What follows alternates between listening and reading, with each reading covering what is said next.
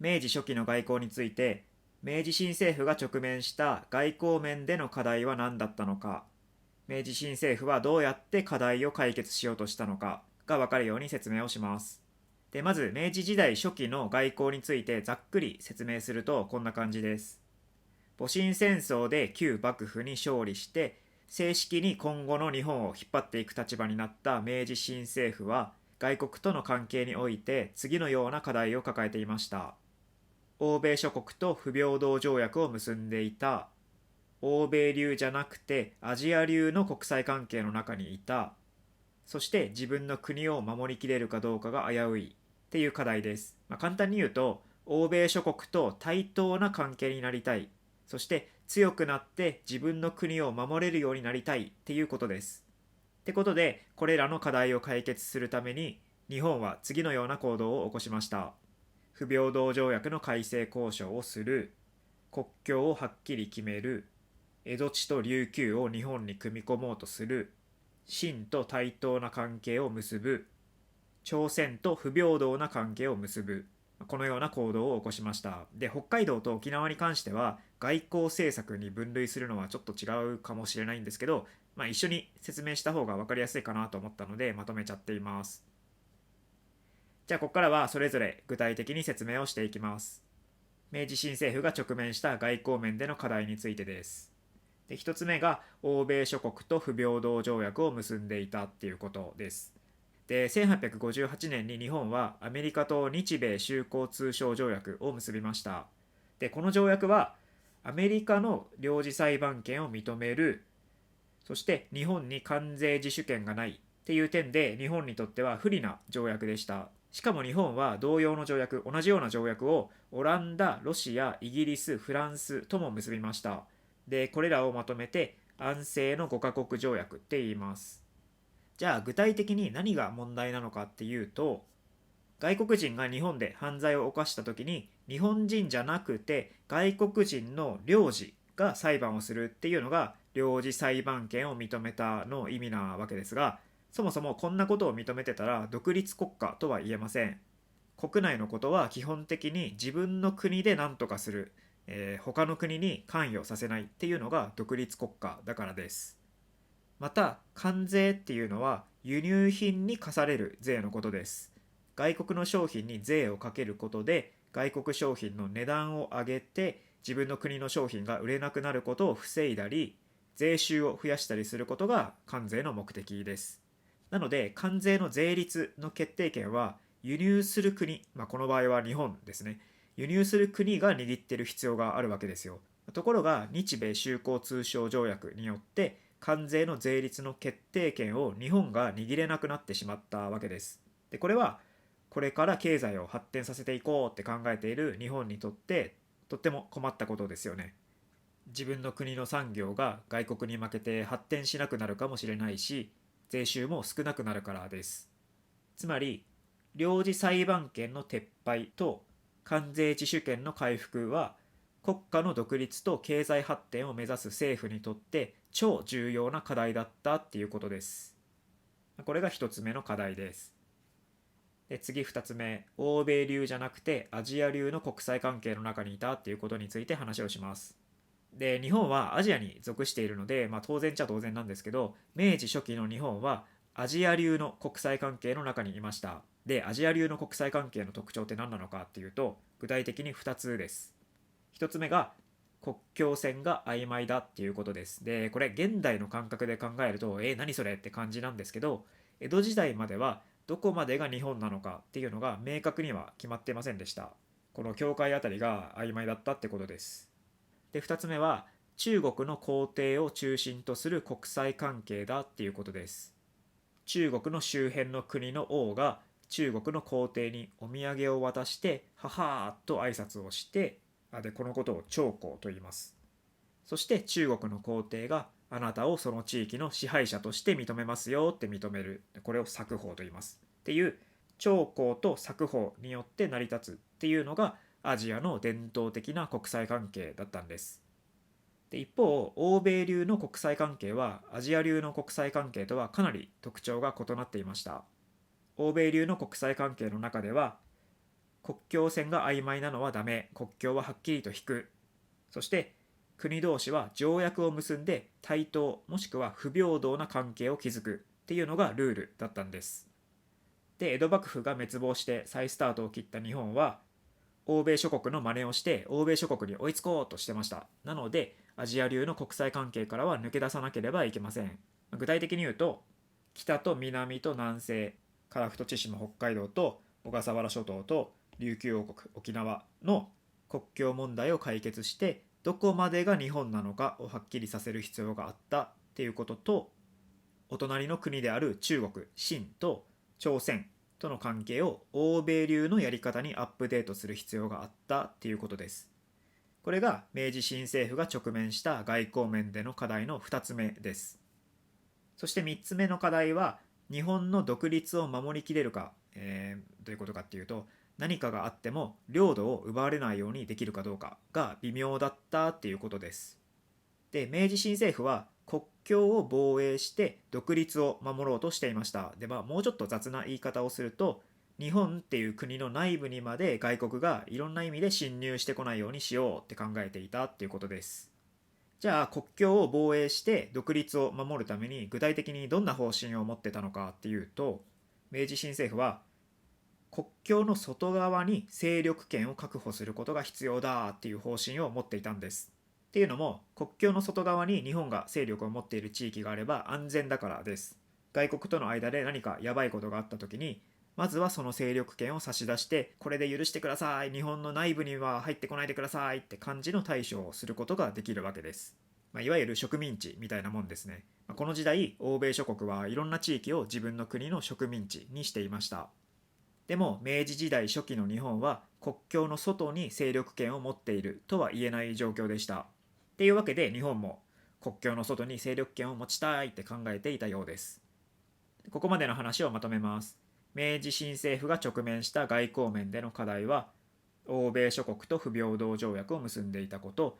欧米流じゃなくてアジア流の国際関係の中にいたこと、自分の国を守りきれるかどうかが危うかったことです。簡単に言うと、欧米諸国と対等な関係になりたい、そして強くなって自分の国を守れるようになりたいっていうことです。ってことで、これらの課題を解決するために日本は行動を起こします。ここからは明治新政府の外交政策について話をします。まず1つ目、不平等条約の改正交渉をしようとしました。廃藩置県っていう一大事業を終えた明治新政府は、1871年末に岩倉使節団をアメリカやイギリスなどに派遣しました。で、岩倉使節団っていうのは岩倉具視を大使とする外交使節団です。よく教科書に写真が載ってるやつですね。で、大使っていうのは海外に派遣していろんな交渉をしたり情報収集をしたりする外交使節団のトップの人っていうことです。で、岩倉使節団の主なメンバーは岩倉具視、木戸孝允、大久保利通、伊藤博文、山口直義でした。で、他にも留学生や記録係などが一緒についていって、合計100人ぐらいの使節団になりました。で、岩倉使節団は不平等条約の改正交渉をしようとしたわけですが、結局条約改正の交渉はうまくいかなかったようです。ただ、岩倉使節団のメンバーは欧米諸国がどんな国なのかっていうのを実際に目にして、欧米諸国すごすぎる、こりゃ日本国内の制度とかを整える方を優先しないとまずいわって気づくことになりました。具体的に言うと、議会とかさまざまな法制度を整備する必要性を痛感したっていうことです。そして1873年の秋頃に帰国しました。これが明治新政府の外交政策の一つ目です。で、二つ目が国境をはっきり決めるっていう政策です。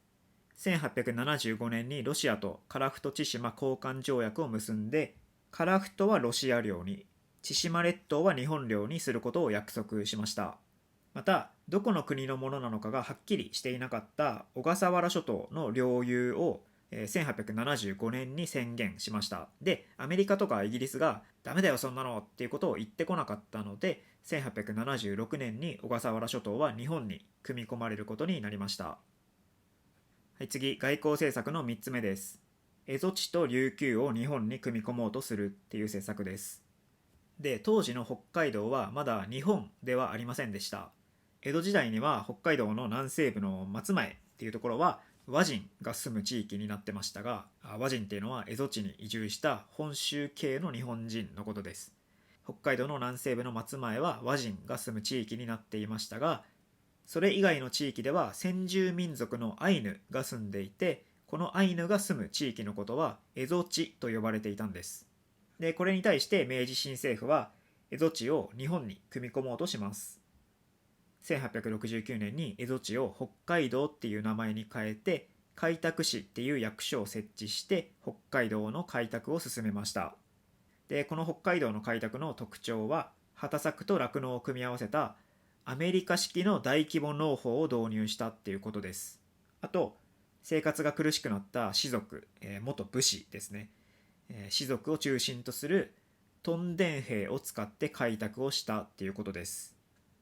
これが蝦夷地、北海道の話です。で、次、沖縄、琉球の話ですね。で、沖縄もまだ日本ではありませんでした。で、沖縄には1400年頃から琉球王国っていう国があって、江戸時代の琉球王国は薩摩藩と中国の両方に従っているっていう複雑な関係にありました。で、このことを日中両属状態って言います。で、これに対して明治新政府は琉球王国を日本に組み込もうとします。1872年には琉球王国を琉球藩っていう名前に変えさせて、国王の正体っていう人を琉球藩王としました。そして1879年には軍事力を背景に無理やり琉球藩の廃止、そして沖縄県の設置を実行しました。この出来事のことを琉球処分と言います。今まで日本じゃなかった琉球王国を無理やり日本に組み込もうとしたということです。で、この日本の行動に対して中国は、俺が支配している琉球になんてことをしやがるって抗議をしてきて、揉めに揉めることになりました。で、結局日清戦争まで決着がつきませんでした。以上の蝦夷地と琉球を日本に組み込もうとしたっていうのが明治新政府の外交政策の3つ目です。で、次4つ目、清と対等な関係を結ぶっていう政策です。お隣の国である中国、清とは1871年に日清修好条規を結んで対等な関係を築きました。欧米流の国際関係を結んだっていうことです。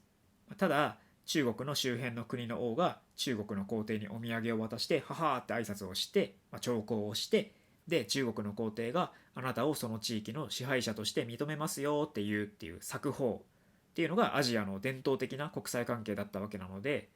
日清修好条規を結んで日本と清が対等な関係を結ぶに至るまでに結構苦労したらしいです。詳しくはウィキペディアを見てください。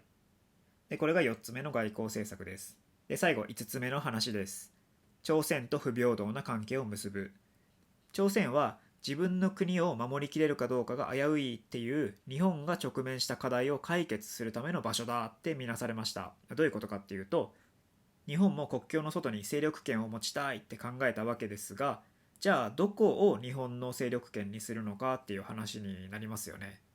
で、日本の周りを見渡してみると、東は太平洋だから無理、北はロシアだから無理、南は東南アジアなんだけど欧米諸国がすでに勢力を持っていたから無理、西は中国だからきつい、じゃあ朝鮮半島かなって感じで、勢力圏になりうる場所は朝鮮半島しかないっていう状態だったんです。多分こんな感じだったはずです。ってことで明治新政府はまず朝鮮に対して国交を結びましょうよっていう交渉をしました。ところが当時の朝鮮で権力を握っていた人が外国をぶっ飛ばせっていう上位の方針だったので、なかなか明治新政府の思い通りにはいきませんでした。で、その後岩倉使節団が海外に行ってる間に日本に残っていた政府のメンバーは、朝鮮がまた拒否しやがったらもう武力を使っちゃおうぜっていう考えを持つようになりました。この考えのことを青函論と言います。で、この方針で行くっていうことが一度決定されたんですけど、岩倉使節団が帰国して彼らが青函論なんて絶対ダメって猛反対したので、青函論は挫折しました。朝鮮に対して武力を使おうっていう考えはダメだってことになったわけです。ところが結局1876年に日本は朝鮮に不平等条約を押し付けることに成功します。1875年に日本は朝鮮の高架島っていう島の近くに軍艦を送って、で空砲をバンバン鳴らしたり測量をしたり、海の深さを測ったりとかですね、測量をしたりするなどの威圧行為を行ったんですよね。朝鮮を挑発するっていうとんでもないことをしたわけです。でこの挑発によって朝鮮が砲撃をしてきたんですよね。でそれで砲撃をしやがったな復讐だってことでバトルに発展しました。この事件のことを高架島事件と言います。でこの事件をきっかけに1876年に日本は軍事力を背景に交渉を進めて、俺たち強いぞって感じで圧をかけて朝鮮と日朝修好条規を結びました。朝鮮にとって不平等な条約でした。日本がアメリカにされたことと同じようなことを今度は日本が朝鮮に対して行ったっていうことですね。こうして明治新政府は朝鮮を自分の勢力圏にするための第一歩を踏み出すことができたわけですが、当時の朝鮮はアジア流の国際関係の中にいてまだ中国の影響のもとにある状態でした。で朝鮮を完全に日本の勢力圏にするためには親分的存在である中国を何とかしなきゃいけないわけですよ。なのでこの後日本は中国とバトルすることになるわけです。それが日清戦争です。日清戦争の話はまた今度します。はい、以上です。最後までご視聴いただきありがとうございました。